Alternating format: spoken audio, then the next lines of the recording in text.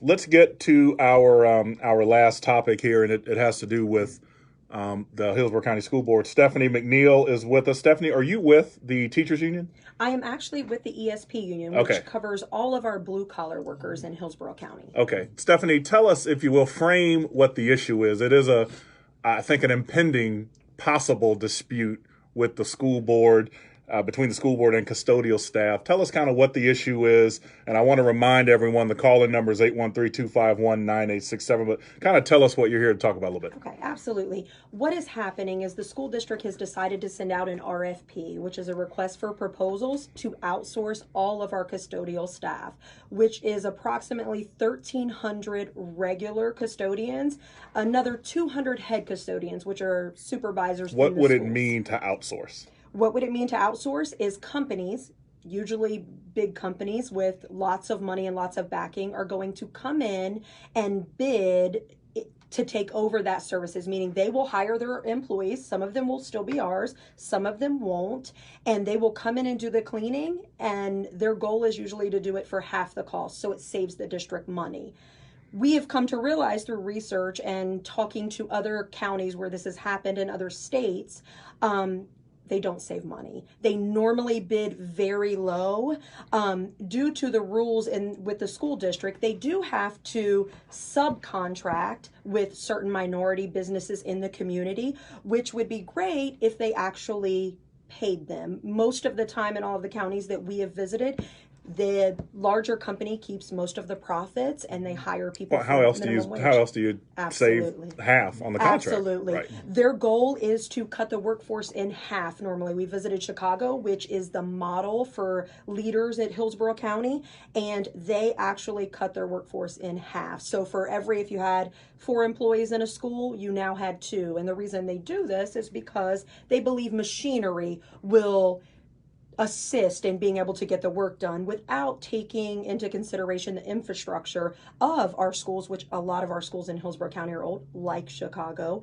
and machines, what they call Zambonis and things like that, wouldn't even fit through our doors, let alone be able to cut the services of half of the custodians. So the custodial staff they're unionized, correct? Absolutely. Okay. Mm-hmm. And that's you're representing. Yes. Okay. We represent we actually represent 5 categories, the custodians being 1, student nutrition, bus drivers, maintenance, and all of our security personnel. Okay, we've got a caller here already, so it looks like you may have piqued some interest. Caller, you're on with Vanguards of Democracy.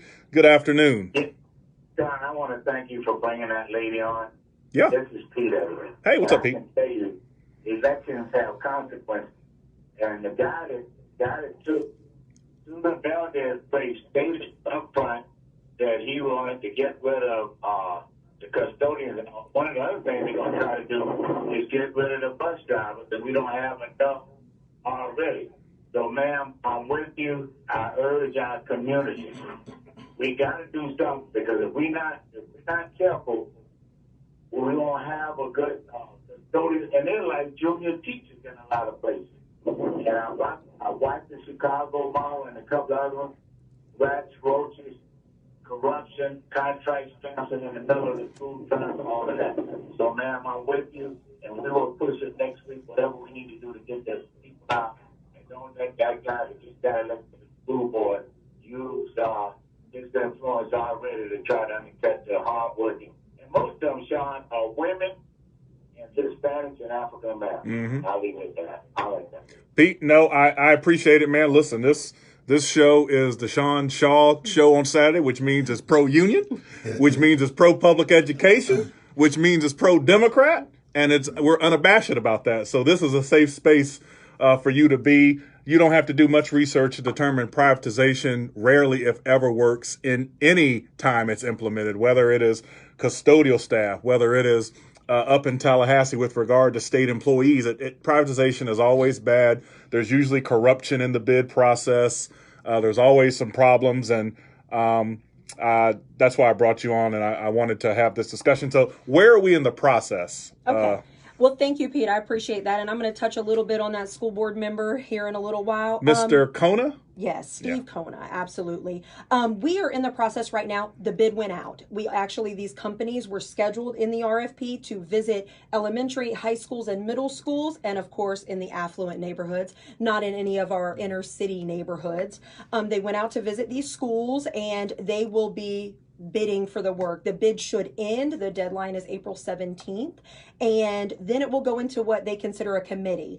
The committee it can't be shot down in the committee. The committee is kind of like a report card. We'll grade them, they get points, and normally they move on, and then the school board would vote on a recommendation from the superintendent. Now, so that's what I want to hear. So the superintendent is essentially doing this due diligence RFP to see what's going to come back. The committee is going to rank what comes back. The school board will either vote to take the top ranked person, or can they also vote, you think, to not privatize? We are currently speaking, and we have meetings with every one of them. We met with Ms. Schamberger already. She absolutely said that she supported us. When we Schamberger is a friend of this show. She absolutely. She's a guest host when I can have her on here. I love our school board chair. Okay. We love her. She is going to support us, she said, and we met with Ms. Gray. We have her support.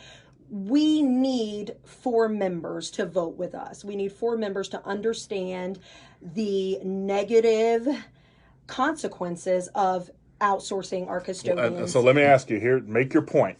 You're going to come to the presentation. Someone's going to say, look, I can do it for half the price they're doing right now. You're going to come up with the school board and say, notwithstanding the fact that they think they can do it 50% cheaper, why is it a bad idea to privatize the custodial staff? Biggest thing is you have no control. The school board now loses all control. What happens is the private company takes over everything. You no longer have people in your schools that are there for the right reasons. There's a big difference between a company who's not connected to these students, who hasn't worked there for 20 years, who doesn't know who Polly or Sam or anyone else is at the school. If you hire people who do not feel the same about our students that we do, you're making a huge mistake. Not to mention that in all of the counties, it's costed more than what they offered in the RFP. Not to mention that there has been huge issues with hiring people that have backgrounds, hiring people that are unsafe to be around children, and that children have gotten sick because the cleaning is subpar. It just doesn't work. So our argument is this is never the way to go. There are lots of options in cutting costs. Sit down with the union, sit down with the community, and let's talk about ways to cut costs. This isn't the way to do it. Let me just say, I don't think we have the problem on this show, but the word union is not a bad word. If it wasn't for unions, you wouldn't have a 5-day work week. You wouldn't have you wouldn't have the ability to have all these benefits. You wouldn't have vacation. You wouldn't have sick leave. You wouldn't have FMLA. Any of that wouldn't exist if it weren't for unions. So the demonization of unions is wrong. Certainly won't happen on this show. But there's a reason we have them. Okay, we've got a caller now. You're on with Vanguards of Democracy. Good afternoon. Good afternoon. It's Joe Robinson again, man. What's up? And let me say this: when the city tried to unionize the garbage workers, and they was going to have Republican in, and they did the same thing. They did a hybrid. But I want to say this: if the school district, y'all know me, but that school district want to unionize, and they're going to put out the bid, they better let the damn employees bid for that contract too, because that's what the city did. The city staff that work in the garbage side of the way, they bidded on it and won the commercial part of the city garbage stuff. So if the school was going to do janitorial, and let me say this, the majority of the minorities that work at the district in the non-instruction side are in that area. Right. Hispanic and black people. And bus. Right. And so the NAACP, I got an interest in what's going on with race on this issue. So I would just lay it out there. No, we appreciate it. I'm hearing about it, but I'm just listening to the show, and I'm glad that y'all getting it out there on Vanguard. Thank you so much. No, I appreciate it, Joe. Stephanie, you're getting some good coverage here. So yes, thank you, Mr. Robinson. We appreciate that. And let me just talk on the people that we're representing, minorities.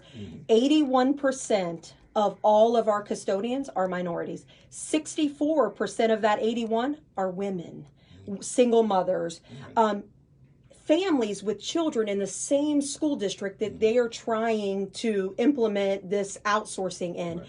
It is unacceptable for our community. What are the board members who are pushing this trying to say to our community?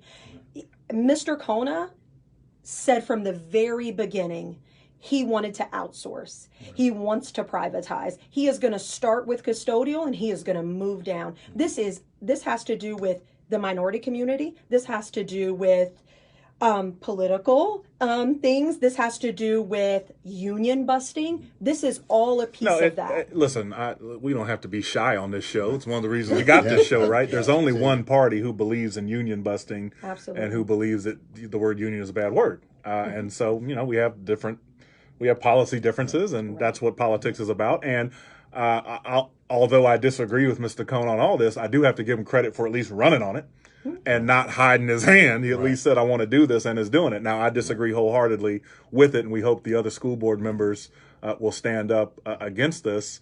And when the time comes, and you should tell us, get back with me. I bet you don't know now, but when the school board is going to vote, what we will do is we will publicize it on this show and make sure we pack the room with people who will be affected by that and get you the right coverage, because this is important. Let me ask you this as we're about to leave. So the contract is privatized. What happens to those people who are working in the custodial staff right now? Are they going to be laid off and have to then apply probably through the whatever big corporation gets it at a lower salary? What's going to happen is they will have the ability to apply with that company. Now, we do have pretty strong contract language that came in before anyone that sit in leadership now. We're at the negotiating table that states that they have to move our people to another position, but that's going to be a court battle because their lawyers believe something that our lawyers believe something else. So we're going to have to take that to court, and a lot of people will be out of work in the meantime. So if they do not apply for this company and are hired, they will be laid off and they will be looking for another job. Now, they say 80% of employees at the school district will be hired at this company. The problem is retention. In all of the other counties we've looked at, only an 11% retention rate in all of those counties, because what happens is no benefits, no paid vacation, no sick time, absolutely nothing, and a lower wage. So what happens is they can't stay. They cannot feed their families on what they'll be making with this. Well, how else do you save the money? Absolutely. And listen, we all probably want the contracts cheaper and all that stuff, but at what cost? Right. Why don't we just unionize teachers? Why don't we just privatize teachers? Right. Why don't we do that? Yeah. Why don't we privatize everything then? There's a reason we don't. Right. Absolutely. And if it doesn't work on one level, it shouldn't work on another level either. So tell the people if they're interested in this issue and want to learn more, and particularly those custodial staff who might be listening and want to get in touch with you. What's your contact information? How would they get in touch with you? Anyone who wants information, you can go to hscefonline.org. That is our union website. All of the information is on there about privatization and everything that the district is pushing forward. We are rallying at this school board meeting. The custodians, because they work at night, they will be on a picket line between 9 a.m. and 11 a.m. When? Tuesday the 2nd, April 2nd. And then we will be there with the teachers union that night at the school board meeting, the April 2nd, between 4 and 8 p.m. So we will be there. We will be at every school board meeting with as many people as we can until the vote, and we will definitely let you know when the vote is so that you can get that. Let me know when the vote is. I may come speak. This is an important issue, and it is the I don't know what the phrase is, but this is certainly the nose in the tent, and we all know what this is about. So with that, Stephanie, we appreciate you being on. We are at the end. Pastor, you got any final words for the people? I just want to say, Stephanie, I'm with you 100%. As you was talking, I started thinking about the safety issue. I know when you outsource jobs and it's low, that you're going to get subpar employees. So I'm with you. Thank you so much. And we appreciate it as always. Thank you, audience, for listening to Vanguards of Democracy. We will have a show next week. I will not be here because I'll be on that on the panel for police community relations with the NFL Players Union. I may come back with some signed memorabilia. We'll see. But otherwise, I want to thank you for listening, and we will see you next week. As always, thank you for joining Vanguards of Democracy.